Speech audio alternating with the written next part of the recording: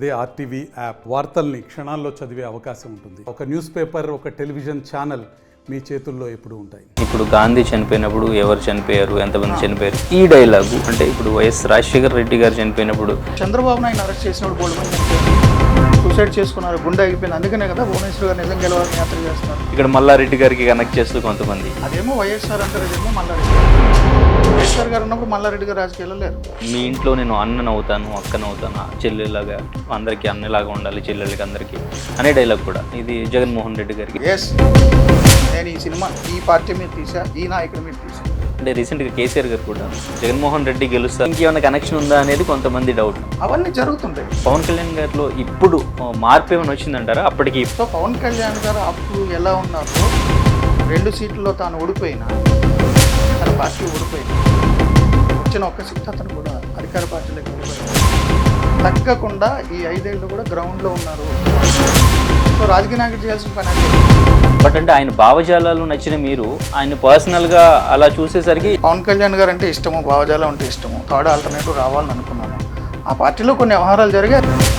నమస్తే, welcome to RTV. ఈరోజు నేను ఇంటర్వ్యూ చేయబోతున్న వ్యక్తి గురించి ప్రత్యేకంగా ఇంట్రడక్షన్ అవసరం లేదు. బికాజ్ ఎందుకంటే మీరు డైలీ మీ ఫోన్లో చూస్తూ ఉంటారు, మీ ఇంట్లో టీవీలో చూస్తూ ఉంటారు.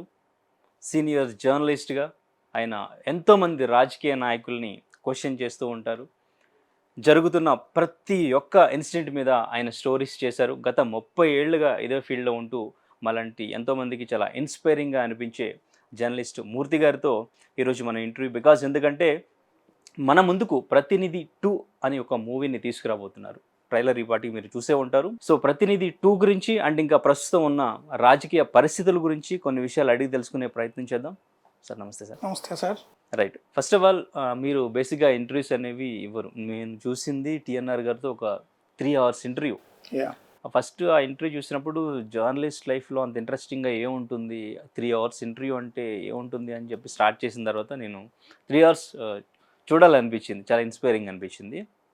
ఇప్పుడు మీరు ప్రమోషన్స్ స్టార్ట్ చేశారు.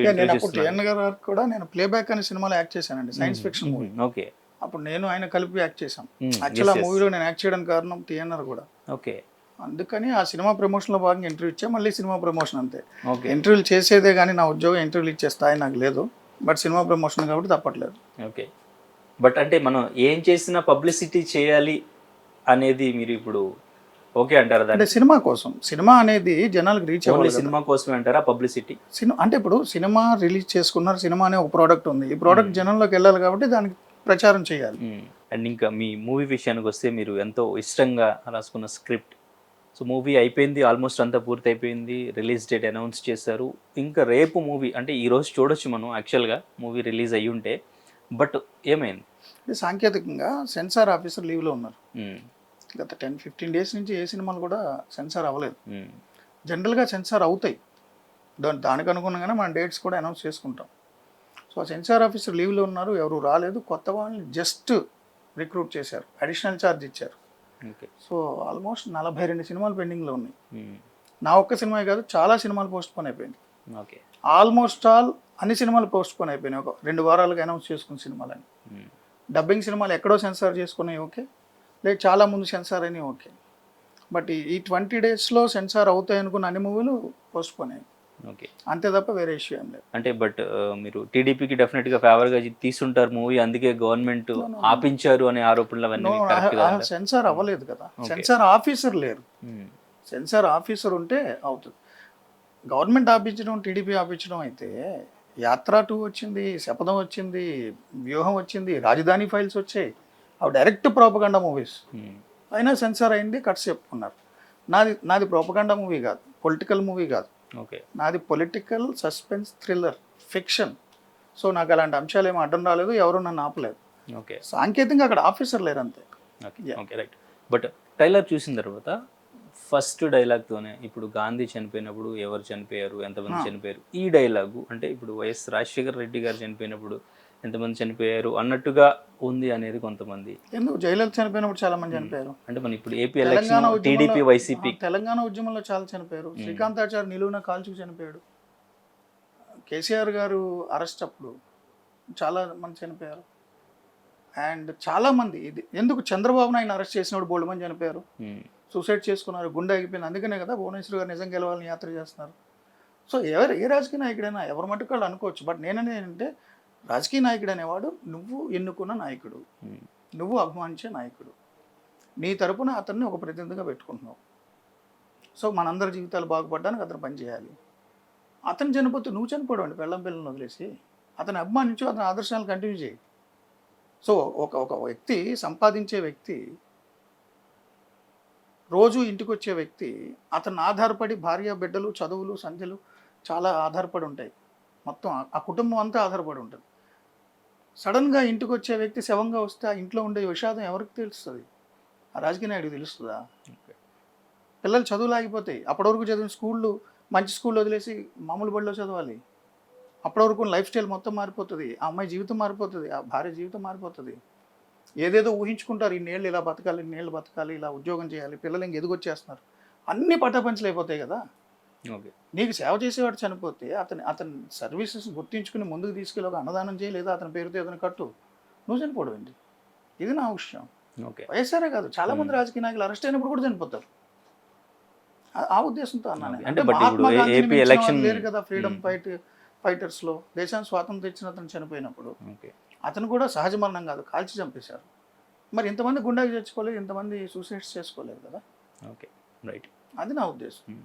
అండ్ ఇంకా అజయ్ ఘోష్ గారు ఒక డైలాగ్, నేను కొబ్బరి బొండాలమ్మను అనేది డైలాగ్ చెప్తారు కదా, సో అది కూడా ఇక్కడ మల్లారెడ్డి గారికి కనెక్ట్ చేస్తూ కొంతమంది ఏదో క్లారిటీ ఉండాలి అడిగేవాళ్ళు, విమర్శలు చేసేవాళ్ళు. అదేమో వైఎస్ఆర్ అంటారు, ఇదేమో మల్లారెడ్డి గారు అంటారు. వైఎస్ఆర్ గారు ఉన్నప్పుడు మల్లారెడ్డి గారు రాజకీయాల్లో లేరు, రైట్? ఇప్పుడు విడిపోయిన రాష్ట్రం ఇది, మల్లారెడ్డి గారు తెలంగాణ, అది ఆంధ్రప్రదేశ్. ఇంకా విడిపోలేదు అనుకునేంత నాలెడ్జ్ లేని జర్నలిస్ట్ నేను. రెండు సెపరేట్ స్టేట్స్ కదా, ఇక్కడ ఒక పాత్ర అక్కడ ఒక పాత్ర ఎందుకు తీసుకుంటా? మల్లారెడ్డి గారిది అనవసరంగా వైరల్ అయింది తప్ప, మల్లారెడ్డి గారే కాదు, భారతదేశంలోనే కాదు ప్రపంచంలోనే రాజకీయ నాయకులు చాలా సాధారణ స్థాయి నుంచి వచ్చారు. అమెరికన్ ప్రెసిడెంట్ అబ్రహాం లింకన్ గారు దీపాల కింద చదువుకున్నాను, వీధి దీపాల కింద చదువుకున్నాను అంటారు. నిజంగానే వీధి దీపాల కింద చదువుకుని వచ్చారు ఆయన. మన దేశ ప్రధాని నరేంద్ర మోదీ గారు చాయ్ వాలా అన్నారు. అండ్ రైల్వే స్టేషన్లో ఒక దిగువ మధ్యతరగతి కుటుంబంలో నాన్నతో పాటు ఛాయ్ అమ్ముకుని దేశ రాజకీయాల్లోకి వచ్చి ఈరోజు ప్రధాని అయ్యారు. సో వాళ్ళందరినీ ఏమన్నా మల్లారెడ్డి గారు ఎందుకు అయ్యారు? ట్రోల్ చేస్తున్నారు కాబట్టి అదంతే. నా ఉద్దేశంలో అది మల్లారెడ్డి గారి గురించి కాదు. Okay, right. అండ్ ఇంకొక డైలాగ్ ఒకటి, మీ ఇంట్లో నేను అన్నను అవుతాను, అక్కను అవుతాను, చెల్లెలాగా అందరికీ అన్నలాగా ఉండాలి, చెల్లెళ్ళకి అందరికీ అనే డైలాగ్ కూడా ఇది జగన్మోహన్ రెడ్డి గారికి. ఇట్లా అంటే రకరకాల రిజంబ్లెన్స్ అనుకుంటున్నారు. రేవంత్ రెడ్డి ఎందుకు అవ్వకూడదు? కేటీఆర్ ఎందుకు అవ్వకూడదు? ఈయన స్పీచ్లు ఎక్కువగా అట్లా కొంచెం అట్లా రిలేటెడ్ ఉంటాయి. అలా ఏముండదు. కేటీఆర్ గారు బాగా మాట్లాడతారు అద్భుతంగా, రేవంత్ రెడ్డి గారు మాట్లాడతారు. చాలా మంది ఇంట్లో బిడ్డను అనుకుంటారు రాజకీయ నాయకుడిని. లోకేష్ మాట్లాడతారు. పర్టికులర్గా ఎందుకు అనుకోవాలి? నా సినిమాలో అలాంటి క్యారెక్టర్ లేవు.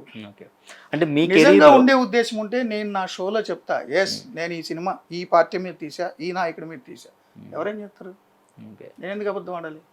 నా యాటిట్యూడ్ అది కాదు కదా, ఎందుకు అబద్ధం ఆడాలి? అంటే మీ కెరీర్లో ఎంతో మంది రాజకీయ నాయకుల్ని అందరినీ చూస్తారు. ఇప్పుడు అందరికీ సంబంధించి మీరు ఒక క్లారిటీకి వచ్చి ఉంటారు, ప్రస్తుతం రాజకీయ నాయకులు ఎట్లా ఉన్నారు.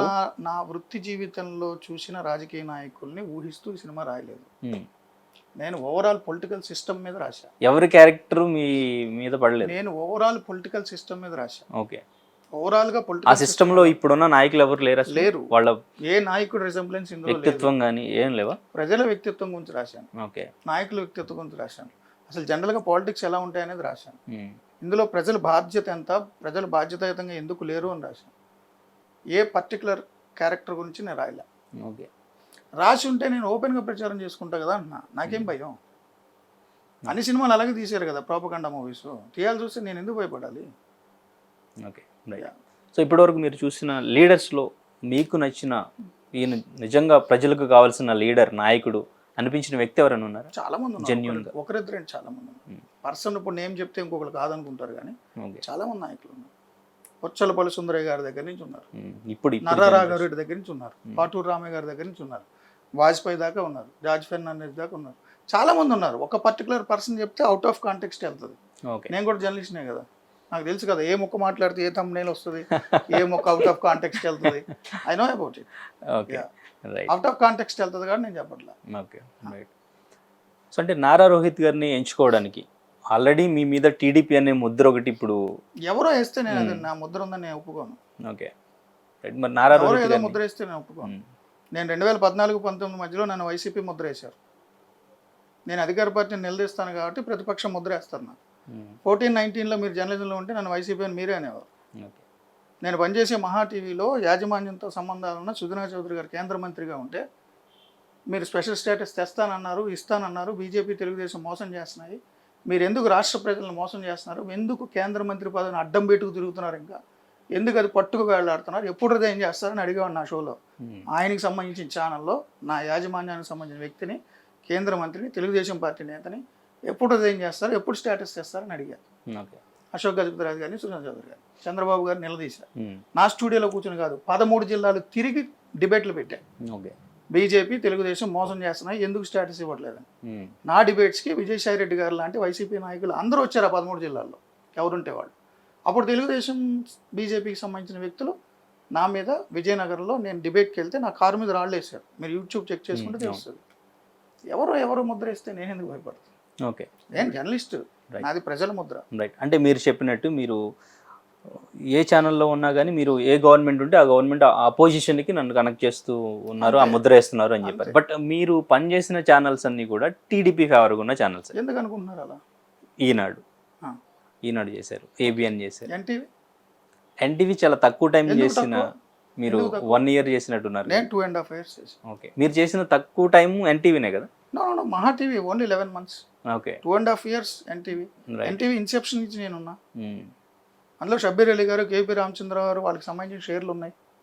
అయితే నాకేం సంబంధం యాజమాన్యంతో? ఓకే నేను ఎన్టీవీలో నేను చేసిన స్టోరీ ఏంటి తెలుసా మీకు? సమాల్ రిపోర్ట్. రాజశేఖర రెడ్డి ప్రభుత్వంలో ఐఏఎస్ ఐపీఎస్ అధికారుల మీద అవినీతి ముద్రలు వస్తే వాళ్ళ మీద విచారణ కోసం సీనియర్ ఐఏఎస్ అధికారి సమాల్ని నియమించారు. ఆ సమాల్ గారు ఇచ్చిన నివేదికలో ఎంతమంది ఐఏఎస్ ఐపీఎస్ అధికారులు అవినీతికి పాల్పడ్డారు, ఎలా పాల్పడ్డారు అనే స్టోరీ, ఆ రిపోర్టు ఇంకా గవర్నమెంట్కి సబ్మిట్ చేయకముందే నేను సంపాదించి ఎన్టీవీ చేతిలో వైఎస్ఆర్ ప్రభుత్వంలో ఉన్న కీలక అవినీతి అధికారులు గుట్టు రట్టు జాబితా ఎన్టీవీ చేతిలో నేను టెలికాస్ట్ చేశాను. యు నో ఇట్, చెక్ చేయండి వెళ్ళి. Okay right. ఊరికే జస్ట్ లైక్ దట్ అనేసుకుంటారు అందరూ. నేను అందరికీ ఆన్సర్ చేయాల్సిన అవసరం కూడా నాకు లేదు. నా క్యారెక్టర్ నాకు చెప్పేస్తుంది ఎవ్రీడే. ఓకే సో ఎవరో నన్ను అన్నారు కాబట్టి నేను వెళ్ళి ఆన్సర్ చేసిన పని నాకు లేదు. నారా రోహిత్ గారిని చూస్ చేసుకోవడానికి ప్రత్యేకంగా ఉన్న రీజన్? అంతకుముందు ప్రతినిధి 1 అనే సినిమాలో ఆయన జర్నలిస్ట్. ప్రతినిధి 1 కూడా 2014 ఎన్నికల ముందే వచ్చింది. అదే నారా రోహిత్, అదే చంద్రబాబు నాయుడు తమ్ముడు కొడుకు, మార్పు లేదు. అందులో ముఖ్యమంత్రి చాలా మంచి వ్యక్తి కోట శ్రీనివాసరావు. అంటే కిరణ్ కుమార్ రెడ్డి మంచివాడు నారా రోహిత్ చేసినట్ట? ఫిక్షన్ ఆ స్టోరీ. చిల్లర గురించి, డిమానిటైజేషన్ గురించి ఊహించి రాసుకున్నాడు ఆ రైటర్, ఆ డైరెక్టర్. ఓకే సో దానికి కంటిన్యూషన్ పాత్ర ఇది, జర్నలిస్ట్ పాత్ర. నా సినిమాలో హీరో జర్నలిస్ట్. మీరు చాలా సినిమాల్లో శాసన, న్యాయ, చట్ట, ఎగ్జిక్యూటివ్, అదేవిధంగా న్యాయ వ్యవస్థ, శాసన వ్యవస్థ, కార్యనిర్వాహక వ్యవస్థ, ఈ 3 వ్యవస్థలకు సంబంధించినటువంటి వాళ్ళని హీరోగా పోర్ట్రే చేస్తూ చాలా సినిమాలు వచ్చాయి. జస్టిస్ చౌదరి, కొండవీటి సింహం, సాయి కుమార్ వాయిస్తో పోలీస్, 4వ సింహం హీరోయిక్గా, అండ్ ముఖ్యమంత్రులు, మంత్రులు, ఎమ్మెల్యేని అద్భుతమైన లీడర్లుగా పోర్ట్రే చేస్తూ, జస్టిస్ని పోర్ట్రే చేస్తూ. సో జర్నలిస్ట్ నిజమైన హీరో, ఎందుకంటే వాళ్ళ ముగ్గురికి అధికారాలు ఉన్నాయి. మీకు ఎలక్షన్ కమిషనర్గా టిఎన్ శేషన్ గారు వచ్చేవారు కానీ పవర్స్ ఉన్నాయి ఎలక్షన్ కమిషనర్ ఎవరికి తెలియదు, ఆయన వాడాడు. ఓకే అట్లా పవర్స్ ఉన్నాయి వాళ్ళకి, అధికారులకి, పోలీస్కైనా, జడ్జిలకైనా, ఎమ్మెల్యేలు, మంత్రులు, ఎమ్మెల్యేలు, ఎంపీలు, ప్రధానమంత్రులకైనా పవర్స్ ఉన్నాయి. జర్నలిస్ట్కి పవర్స్ లేవు. వాడు కేవలం భావ ప్రకటన స్వేచ్ఛ, ఆర్టికల్ 19(1)A భారత రాజ్యాంగం కల్పించిన భావ ప్రకటన స్వేచ్ఛ ఆధారం చేసుకుని వాడు ప్రపంచానికి సమాచారం ఇస్తాడు. అధికారం లేదు. కానీ అధికారంలో ఉన్న ఇలాంటి వాళ్ళతో ఫైట్ చేయాలి. ఓకే సో అందుకని నా హీరో జర్నలిస్టు, సమాజం తరపున నిలబడతాడు. ప్రతినిధి 1లో ఆయన జర్నలిస్టు, అండ్ ఆయన వాయిస్ చాలా బాగుంటుంది. జర్నలిస్ట్ వాయిస్ వెళ్తే ఎక్కువ రీచ్ వెళ్తూ ఉంటుంది. అందుకని సెలెక్ట్ చేసుకున్నా. నారా అని 2 అక్షరాలు ఉన్నాయి కాబట్టి నేను తీసుకోవద్దంటే, మరి రాణా ఆ పేరు తిరగబడింది. రాణా లీడర్ చేస్తే నచ్చిందా మీకు? రాణా లీడర్ పొలిటికల్ సినిమాయే కదా, శేఖర్ కమ్ముల్ గారిది. మరి పేరు ఉంది కాబట్టి, ఇంటి పేరు ఉంది కాబట్టి నేను మంచి పెర్ఫార్మెన్స్ తీసుకోవద్దంటే ఎలా? Okay right. అండ్ నేను చేసే ప్రతి సినిమాలో నారా రోహిత్ హీరో ఉండరే, నా అన్ని స్క్రిప్ట్లు ఆయన ఎందుకు ఉంటారు? Okay right. మీ క్యారెక్టర్ ఇంపాక్ట్ ఏమైనా నారా రోహిత్ గారి క్యారెక్టర్ ఇంపాక్ట్? ఓకే అందరిది. జర్నలిస్ట్ అంటే ఏంటనేది అందులో చూపిస్తా. ఓకే. ఒక జర్నలిజానికి ఒక యాంథమ్ లాంటి పాట కూడా ఉంటుంది, టైటిల్ సీక్వెన్స్. మీరు ఫేస్ చేసిన ఇన్సిడెంట్స్ ఏమైనా ఈ అంటే స్క్రిప్ట్లో ఉంటాయి? సమాజంలో మనకి ఎదురైన అనుభవాల ఆధారంగా ఇన్స్పిరేషన్ తీసుకుని స్క్రీన్లు రాస్తాం. బట్ నాకు ఎదురైన సీన్లు యాజ్ డీస్గా ఉండవు. ఓకే. ఇప్పుడు నేనే కాదు, నాకు సంబంధించిన ఎవరైనా వాళ్ళ అనుభవాలు చెప్తే అవి కూడా నేను ఇన్స్పైర్ అవుతా సీన్లు రాసుకోవడానికి. బట్ జర్నలిస్ట్, ప్రతి జర్నలిస్ట్ తన జీవితంలో ఒక్కరోజైనా ఆనెస్ట్గా ఉంటాడు కదా జర్నలిస్ట్. ఆ ఒక్కరోజు జర్నలిస్ట్ కూడా నా సినిమా అంకితం. నా క్యారెక్టరే కాదు, జర్నలిస్ట్ క్యారెక్టర్. ఓకే. సో ఎన్నో రాళ్ల దాడులు, ఈవెన్ నరాలు కూడా కట్ చేసిన సిచ్యువేషన్స్, కార్లపై దాడి, ఎన్నో థ్రెట్నింగ్ కాల్స్, ఇవన్నీ బ్లాక్మెయిల్స్, ఇవన్నీ ఫేస్ చేసి మీరు అంత ప్రశాంతంగా అంత జెన్యూన్గా ఎట్లా ఇన్ని ఇయర్స్ ఉండగలిగారు? అంటే మనం ఏంటి అనేది మనకు తెలుసు అండి. మన సంకల్పం ఏంటో మనకు తెలుసు. మనం డివేట్ కాము. చాలామంది తిడతారు, ట్రోల్ చేస్తారు, భయపడి మన పాలసీ మార్చుకుంటామని. మార్చుకోము. కొడతారు, పాలసీ మార్చుకోము. చంపేస్తానంటారు. అంత దాకా వచ్చిందంటే నేను చాలా జెన్యూన్గా ఉన్నట్టు. తెగిద్దాం. ఇవాళకి చేస్తే రేపటికి 2,000 ఏళ్ళు బతకడానికి అయితే ఎవడు రాలేదుగా. బతికుండగా భయపడిపోయి ప్రలోభాలకు లోనయ్యి నేను అనుకున్న మార్చుకుని చచ్చిపోయే బదులు నేను అనుకున్నట్టుగా నేను ఉండి చచ్చిపోవడం బెస్ట్ కదా. ఓకే. ఎందుకు భయపడాలి? రైట్. ఏముందని భయపడాలి? ఏదైనా ఉంటే ఆస్తుల మీద దాడి చేస్తారు, నాకు లేవు. ఏదైనా అక్రమాలు చేస్తే బయట పెడతానంటారు, నాకు లేవు. ఏమైనా ఉంటే గవర్నమెంట్ ఏజెన్సీలు వచ్చి రైట్ చేస్తారు, నాకు లేవు. నిజంగానే గవర్నమెంట్ ఏజెన్సీ రైట్ చేయడానికి వస్తే నా ఇల్లు చూసి నన్ను చూసి ఏదో పైన ఇంత పేరుంది, వీడికి తిండి కూడా లేదని చెప్పి ఆ రోజు బియ్యం పడేసిపోతారు. నేను ఎందుకు భయపడాలి? అటువంటి సిచ్యువేషన్లో ఉన్నారు. నేను ఎందుకు భయపడాలి? అంటే మీరు అటువంటి సిచ్యువేషన్లో అంటే నాకు అంత సంపదలు, వసతులు, వనరులు అవి లేవంటున్నాను. నేను తిండి లేకుండా ఉన్నానని నేను అంటలా. నేను మంచిగానే తీసుకుంటున్నా జీతం. నేను అనేది దాచుకొని సంపాదనలు పెట్టుకొని రిచ్గా ఉండి లగ్జూరియస్గా ఉండి అట్లా ఉండదు నా జీవితం.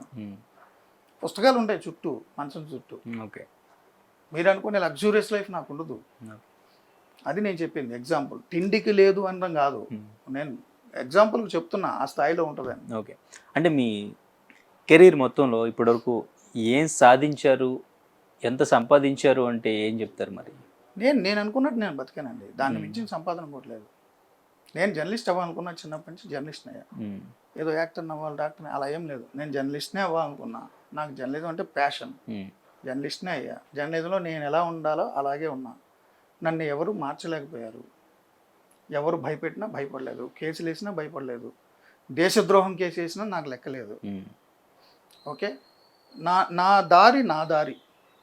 నేను వేరే వారి దారిలోకి వెళ్ళలేదు. నా దారి ముళ్ళ దారి నాకు తెలుసు, రాళ్ళ దారి నాకు తెలుసు. ప్రిపేర్డ్గానే ఉన్నా. ఇదేంటి దెబ్బలు తగులుతున్నాయని నేను ఎప్పటికప్పుడు ఫీల్ అవును. రైట్. అదే సంపాదన నాకు. ఓకే. బట్ ఎర్లీ స్టేజ్లోనే మీరు రిటైర్మెంట్ కూడా తీసుకుని బయట చూడాల్సిన ప్లేసెస్ ఇవన్నీ అంటే సార్ ఇప్పుడు 2024లో మనం ఉన్నాం. చాలామంది స్పేస్ టూరిజం కూడా వెళ్ళిపోతున్నారు. Elon Musk space tourism. మన విజయవాడ మూలాలు ఉన్న అమ్మాయి కూడా వెళ్ళొచ్చింది మస్క్తో పాటు. సో నెక్స్ట్ జనరేషన్ ఒక 20 years ఫోర్కాస్ట్ చేస్తే ఖచ్చితంగా ఇతర గ్రహాల మీదకి వెళ్ళొస్తారు. స్పేస్ టూరిజం ఎలా ఉందో అలాగే ప్లానెట్లో కూడా వెళ్ళొస్తారు. సైన్స్ అంతా డెవలప్ అవుతుంది. చంద్రుడి మీదకి మనం పంపించాం చంద్రయాత్రి. అంగారగడ మీద కూడా మిషన్ వెళ్ళబోతుంది. సో ఫ్యూచర్ జనరేషన్స్ విశ్వంలో ఉన్న అంతరిక్షంలోకి, ఇతర గ్రహాల్లోకి వెళ్ళి చూసే పరిస్థితులు ఉన్నప్పుడు మనం కనీసం ఈ ప్లానెట్ ఎర్త్లో అయినా మంచి ఏమున్నాయో చూడాలని నాకు కోరిక. ఓకే. నా ఏజ్ అయిపోతుంది. నేనేమో స్పేస్ టూరిజం లేకపోతే ప్లానెట్ మీదకి వెళ్ళే అంత ఆ సమయానికి అంత సైన్స్ డెవలప్ అవ్వకపోవచ్చు. బట్ నేనున్న భూమి మీద ఉన్న మంచివైనా చూడాలని నాకు కోరిక. సో 70 ఏళ్ళు 80 ఏళ్ళు వచ్చే వరకు పనిచేసి రిటైర్ అయ్యి ఇక నాకు అది నేను నడవలేక నా కాళ్ళు నాకు భారం అయ్యే పరిస్థితిలో ఏం చూడలేకపోయిన ఫీలింగ్ ఉండకూడదు కదా. అందుకని మన రాష్ట్రాల్లో, దేశాల్లో, వీలైతే ప్రపంచంలో ఉన్న మంచి ప్రదేశాలు చూడాలని కోరిక. అది ఫిట్గా ఉన్నప్పుడైతే చేయగలను అంతే. మరి ఎప్పటి నుంచి అంటే అది ఆలోచన ఇప్పుడు ఇమీడియట్ రిటైర్ అవ్వాలి, రేపు రిటైర్ అవ్వాలి అంటే నేను 3 years బ్యాక్ ఇచ్చిన ఇంటర్వ్యూలో కూడా నేను ఇదే చెప్పాను. ఫిట్గా ఉన్నప్పుడు మానేస్తాను. నేను ఫిట్గా ఉన్నానా లేదా? ఇంకొంచెం ఫిట్గా ఉంటాను కొంతకాలం. ఓకే. Right sir. ఇంత జెన్యూన్గా ఉన్న మీరు, కానీ నేను జెన్యూన్గానే స్ట్రింగ్ ఆపరేషన్ చేశాను, నేను జెన్యూన్గానే చెప్పాలనుకున్నాను, నేను ఎక్కడికి పారిపోలేదు అని చెప్పేసి మీరు ఒక సెల్ఫీ వీడియో పెట్టుకోవాల్సిన సిచ్యువేషన్ ఎందుకు వచ్చింది? సెల్ఫీ వీడియో పెట్టుకోవడం కాదు, అంటే నేను ఒక స్టోరీ చేశా, సజెస్టివ్ స్టోరీ చేశా. అంతకుముందు వాళ్ళకి ఎన్నో బాధల్లో ఉన్నప్పుడు వాళ్ళకి ప్రయోజనకరంగా ఉండేలా నా స్టోరీ వాళ్ళకి నచ్చింది. కత్తి మహేష్ గారికి జనసేన ఇష్యూ అప్పుడు ఏ ఛానల్ స్టూడియోల్లో కూడా గొడవలు పెంచుతూనే ఉన్నారు తప్ప వాళ్ళిద్దరి మధ్య 2 వర్గాల మధ్య గొడవలు పెరిగిపోతున్నాయి తప్ప నా స్టూడియోలోనే వారిద్దరి మధ్య సఖ్యత కుదిరింది. అప్పుడు వాళ్ళందరూ నన్ను మెచ్చుకున్నారు. తర్వాత ఒక అంశం వచ్చినప్పుడు అది సజెస్టివ్గా స్టోరీ చేద్దామని యాజమాన్యం చెప్పింది, స్టోరీ చేశా. వివిధ కారణాల వల్ల స్టోరీ టెలికాస్ట్ కాలేదు, నాకు నచ్చలేదు, నేను తప్పుకున్నా. బట్ నేను సడన్గా తప్పుకునేసరికి నా మీద నేను ఏదో తప్పు చేసేసి బ్లండర్ చేయడం వల్ల ఆ స్టోరీ ఆగిపోయింది, వేరే ఉద్దేశంతో స్టోరీ చేశాను అని అందరూ అంటున్నప్పుడు నా వెర్షన్ ఏంటో నా ప్లాట్ఫామ్ మీద చెప్పాలి కదా. నేను ఆ ఛానల్లో ఉంటే చెప్పేవాడిని, లేను కాబట్టి నా వెర్షన్ చెప్పాను. ఓకే, అంతే. రైట్. సో మీరు చేసిన స్ట్రింగ్ ఆపరేషన్లో మీకు పవన్ కళ్యాణ్ అంటే ఆయన భావజాలం అంటే మీకు ఇష్టం, మెగాస్టార్ చిరంజీవి గారి ఫ్యాన్ కూడా మీరు. మీరు స్ట్రింగ్ ఆపరేషన్ చేసిన తర్వాత అక్కడ ఆయన ఏం మాట్లాడారు, అసలు ఆ మీటింగ్ ఎందుకు జరుగుతుంది, అది నేను చెప్పిన వీడియోలో ఉంది. అదంతా కూడా మీరు చూసారు. చెప్పిన వీడియోలో ఉంది. నేను అక్కడ ఏం జరిగింది, పవన్ కళ్యాణ్ గారు ఏం మాట్లాడారు, ఆయనకి తెలుసా లేదా అనేది మీరు నేను చెప్పడమే కాదు, నేను కొన్ని వీడియో ఫుటేజ్ కూడా పెట్టా. ఓకే, ఏమడిగారు ఏంటి అనేది. నాది పబ్లిక్ డొమైన్లో ఉంటుంది సార్. ఏదైనా నేను మాట మార్చక్కర్లా, వీడియో కనిపిస్తుంది కదా. ఆయన భావజాలలో ఇష్టమైన మీకు ఆ మీటింగ్లో ఆయన మాట్లాడింది చూసిన తర్వాత మీకు ఏమనిపించింది? అదే నేనేమంటున్నానంటే అక్కడున్న కాంటెక్స్ట్లో అక్కడ జరిగిన సమావేశంలో నాకు వారు చెప్పినటువంటి ఫిలాసఫీకి భిన్నంగా కనిపించింది, దాన్ని నేను ప్లే చేశాను. Okay, that's it. అది దాని ఎవరు ఇన్ఫ్లుయెన్స్ గురయ్యారు, ఆయనకి ఎవరన్నా మిస్కమ్యూనికేట్ చేశారా, వేరే ఇన్ఫర్మేషన్ ఇచ్చారా, అది నాకు సంబంధం లేదు. నేను అక్కడ కంటిన్యూ అయితే నెక్స్ట్ స్టోరీస్ చేసేవాడిని, నేను కంటిన్యూ చేసేవాడిని. సో నేను అక్కడ కంటిన్యూ కాలా, నేను ఆ తర్వాత దాని గురించి పట్టించుకోలేదు. ఓకే, సో అయితే ఆయన పర్సనల్గా ఈ కాస్ట్ ఈక్వేషన్కి ఆయన కూడా నాకు పవన్ కళ్యాణ్ గారు అంటే ఇప్పుడు కూడా అభిమానం. నేను స్టోరీ చేసిన తర్వాత కూడా ఆయన మీద నాకు వ్యతిరేకత కలగలేదు, అంతవరకు నేను చెప్తా. బట్ అక్కడ కొన్ని తప్పులు జరిగాయి. ఓకే, క్యాస్ట్ ఈక్వేషన్స్ మీద ఇష్యూ జరిగింది. ఆ జరిగిన దాన్ని నేను ఓపెన్గా బయట పెట్టా, దాచలేదు. That's it. ఓకే, మీ స్ట్రింగ్ ఆపరేషన్కి సంబంధించి కూడా తర్వాత ఆయన పవన్ కళ్యాణ్ గారు కొంచెం కౌంటర్ ఇస్తూ అంటే నేను చిరంజీవి గారు అంటే నాకు చాలా ఇష్టం అండి. నేను చిరంజీవి గారి ఫ్యాన్ని. రాజకీయ పార్టీ ఆయన పెట్టిన తర్వాత అందులో జరుగుతున్నటువంటి వ్యవహారాల మీద కూడా స్టోరీలు చేశా. నువ్వు అభిమానిస్తున్నాడు, నువ్వు ఎలా స్టోరీ చేస్తావు అంటే నేనేం చేయాలి? నా వృత్తి వేరు, నా అభిమానం వేరు. వైఎస్ రాజశేఖర రెడ్డి గారు కూడా నాతో చాలా బాగున్నారు, కానీ నేను ఆయన మీద చాలా స్టోరీలు చేశాను. పెద్ద పెద్ద సెన్సేషన్ స్టోరీలు చేశారు. ఆయన ఎప్పుడు నన్ను నెగిటివ్ చూడలేదు. తను జర్నలిస్ట్, నేను పొలిటీషియన్, తప్పే ఉంది. అతని పని అతను చేసి నా పని నేను చేస్తాను. అలాగే ఉంటుంది. వ్యక్తిగత రాగద్వేషాలు ఉండవు. ఆ స్టోరీ అయిపోయిన తర్వాత ఆయనకి నాకు ఎందుకు వ్యతిరేకత ఉంటుంది?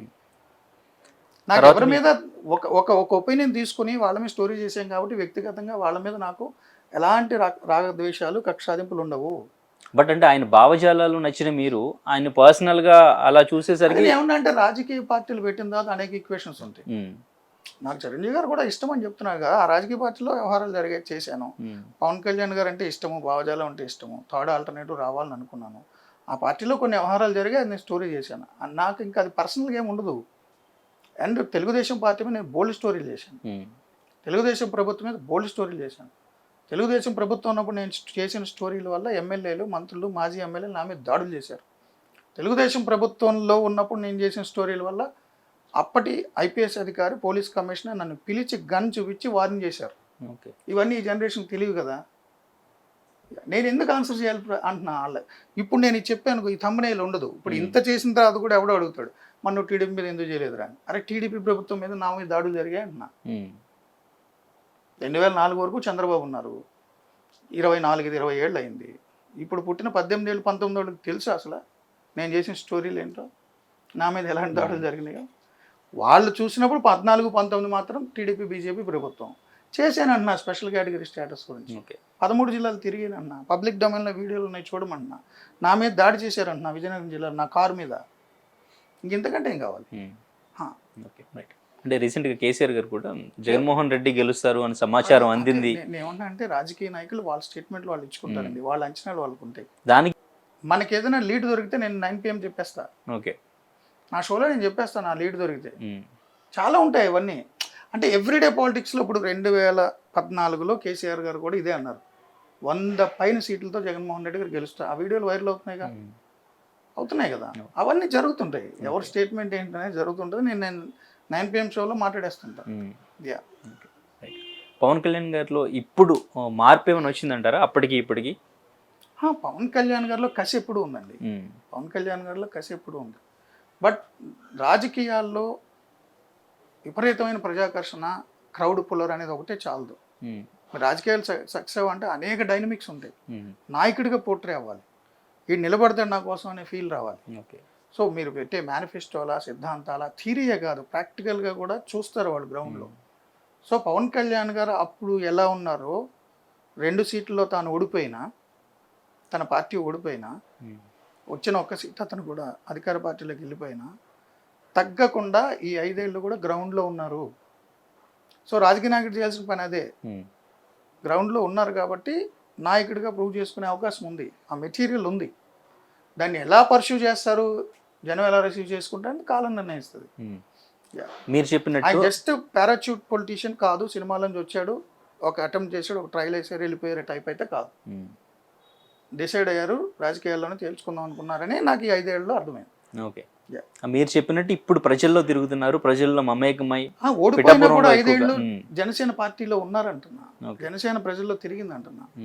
ఓడిపోయిన తర్వాత కూడా ఇమ్మీడియట్గా జరిగిన ఆ భవన నిర్మాణ కార్మికులు ఇసుక ఇష్యూలో ఆయన మొదట ర్యాలీ తీసి ధర్నా చేసింది ఆయనే అంటున్నా.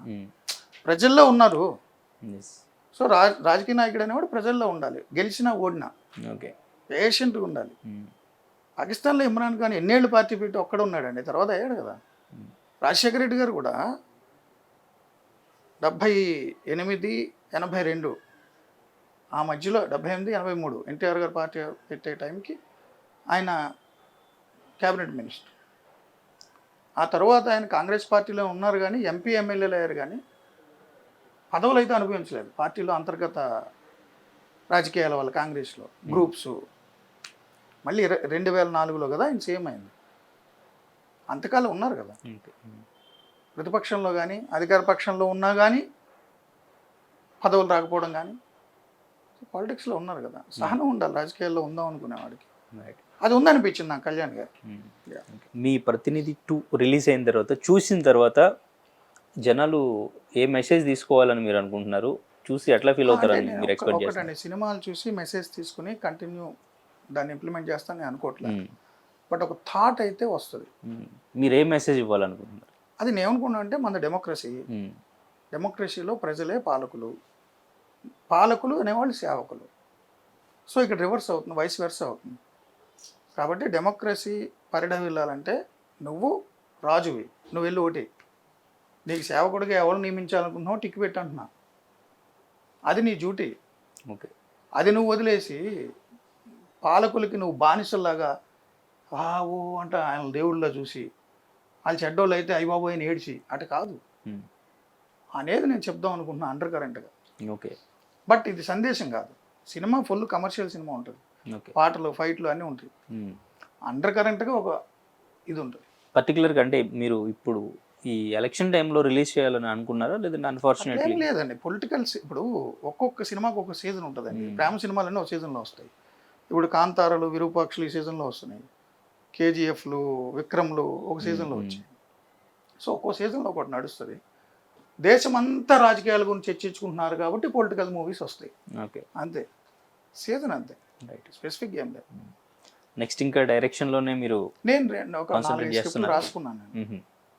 ఫస్ట్ ఈ స్క్రిప్ట్ ఇలా వచ్చింది కానీ దీనికంటే ముందు నేను వేరే 2-3 స్క్రిప్ట్లు రాసుకున్నాను. ఓకే. సో నా యాజమాన్యం సహకరిస్తే, నాకు టైం కలిసి వస్తే, నేను చేయగలిగితే చేస్తా.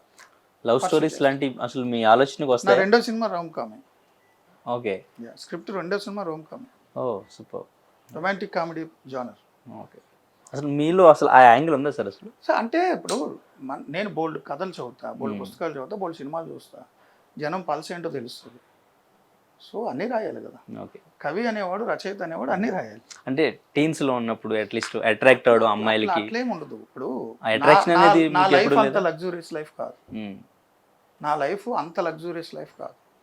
చాలా దిగువ మధ్యతరగతి పేదరికాన్ని చవిచూసిన కుటుంబంలో నాన్న కష్టపడి 4 పిల్లల్ని డిగ్రీలు చదివించడానికి ఆయన ఎంత కష్టపడ్డారో మాకు తెలుసు. ఓకే. నేను ఆ బాధ్యత నాకు తెలుసు. మా నాన్న ఎంత కష్టపడుతున్నారో, పిల్లలకి ఆస్తులు పంచడం కాదు చదువులు ఇవ్వాలి అని ఆయన ఎంత కష్టపడి మా నలుగురిని కాలేజీలు చదివించారో నాకు తెలుసు.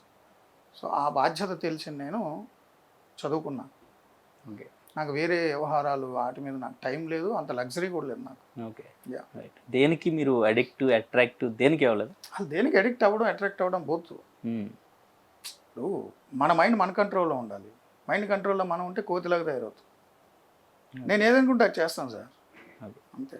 అంటే అది మనకి ఏదో చూసి మైండ్ కంట్రోల్ అనేది మనకి అంటే టీన్స్ లో ఆ క్లారిటీ ఉంటుంది అంటారు. లేదు, వృద్ధాప్యం లేదు, ఏమీ లేదండి. మనం ఏదనుకుంటే అదే. ఓకే. అంతే, అది ఎప్పుడైనా అంతే. రైట్. ఎప్పుడైనా అంతే. మన జీవితం మన కంట్రోల్లో ఉండాలి. సో ఇప్పటికీ మీరు ఏదైనా చేస్తున్నప్పుడు ఎవరైనా ఇన్స్పైర్ తీసుకుని లేదంటే ఎవరివన్నా చూసి వీడియోస్ ఏమైనా చూసి అట్లా ఏమైనా ఉంటుందా మీకు? లేదు, మీ స్టైల్లో మీరు ఏం చేయాలనుకుంటున్నారు అంతేనా? అంతే కదా. ఒకరిని ఇన్స్పైర్ అయ్యి ఒకరిలాగా ఇమిటేట్ చేద్దాం అనుకుంటే అది అవదండి. నేను నమ్మను దాన్ని. క్వశ్చనే లేదు. ఎవరు ఆర్క్ కాలది, ఎవరి స్టైల్ వాళ్ళది. ఓకే. అంతే. రైట్. ఎవరిని ఇమిటేట్ చేయలేదు. క్వశ్చనే లేదు. రైట్. ఓకే. నేను ఫీల్డ్లో ఉన్నప్పుడు ఎంత అగ్రెసివ్గా ఉన్నానో మీ అందరికీ తెలియక నేను స్టూడియోలో అగ్రెసివ్గా ఉన్నాను కాబట్టి ఎవరినైనా ఇన్స్పిరేషన్ అని ఎవరినైనా చూసాను అనుకున్నాను. నేను ఫీల్డ్లో అగ్రెసివ్గా ఉన్నప్పుడు వాళ్ళు స్టూడియోలోనే లేరు. వాళ్ళు ఫీల్డ్లో ఉన్నారో కూడా నాకు తెలియదు.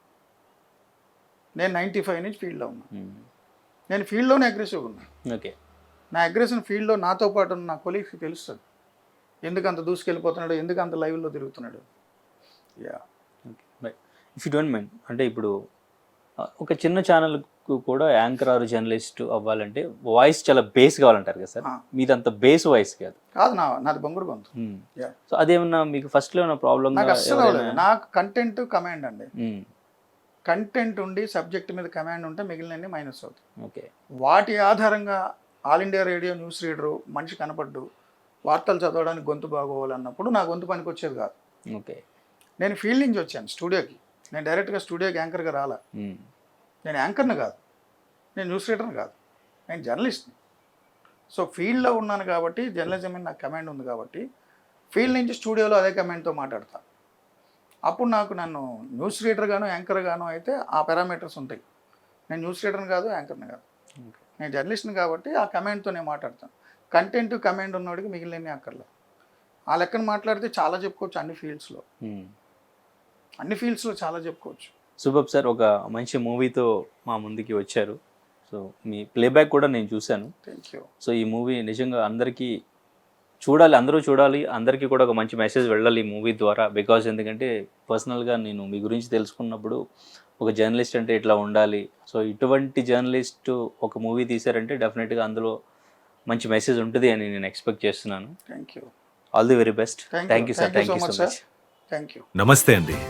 ఇది వ్యాపారం గురించి కాదు, ఓటు గురించి. ఎన్నికల్లో ఓటు వేయడం మన హక్కు మాత్రమే కాదు, కర్తవ్యం. ఎంతో మంది మహా నేతలు శ్రమించి ప్రాణత్యాగం చేసి ఈ అవకాశాన్ని మనకిప్పించారు. అందరూ ఓటు వేద్దాం. ఎందుకంటే ఓటు హక్కు ఊరికే రాదు. నా ఓటు ఎవరికో తెలుసా? అది సీక్రెట్ అండి.